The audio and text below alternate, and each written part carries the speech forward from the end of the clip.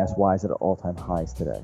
So Roku, lockdown dandy. I mean, these lockdown stocks are killing it. They had some positive news on their end with Peacock, the NBC news streaming platform.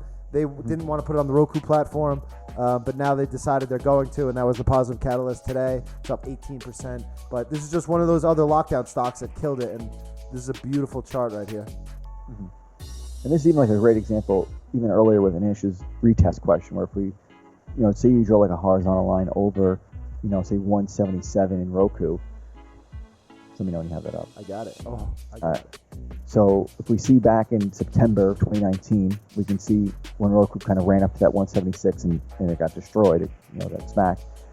All this time, anyone who bought that time, which can be a very small amount of people, but that was like the all-time high. So as it runs back into it, it gets met with sellers who just don't think the stock can get higher, pulls back in, and then that third time through, those buyers are ready. Everyone who's trying to sell it is kind of moves away, and now it has that freedom and that room to run into these new highs. So hopefully we can keep knocking on these retest lessons.